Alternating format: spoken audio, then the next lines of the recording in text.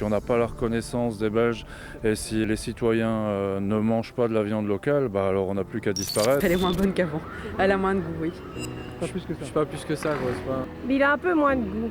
Si on veut une viande avec un peu de goût, il faut du coup aller dans une bonne boucherie.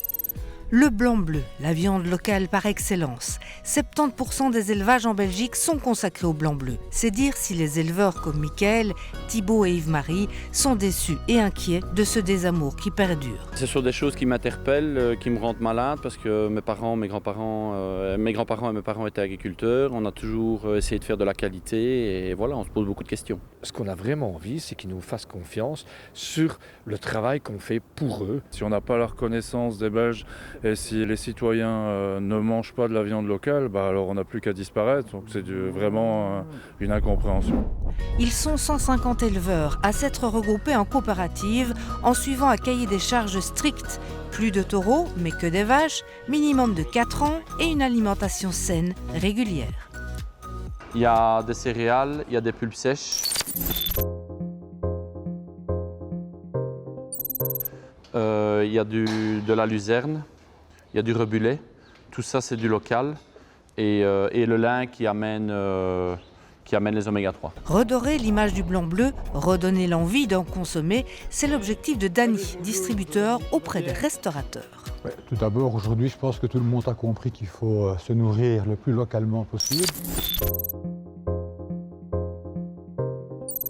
C'est pas le tout de penser, je pense qu'il faut le faire, il faut y aller. On doit vraiment aider nos éleveurs et je pense que nous pouvons faire quelque chose. Le lendemain, la viande de Thibaut, la voici. La coloration est magnifique et ça c'est quand même assez symbolique d'une viande de qualité.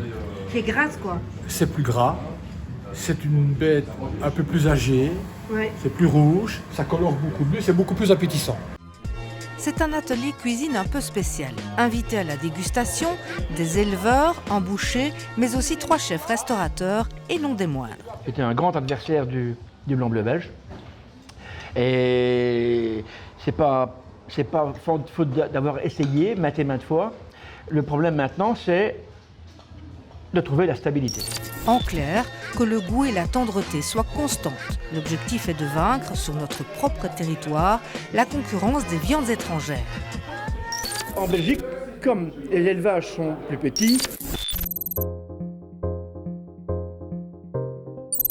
comme ils n'ont pas la possibilité de faire des sélections toute l'année d'un type de bête, une femelle par exemple, qui a 5-6 ans, qui avait les 2 ou 3 fois, mais il n'y en a pas assez. Et c'est pour ça que donc, on achète des viandes à l'étranger dans des, entre parenthèses, usines à viande.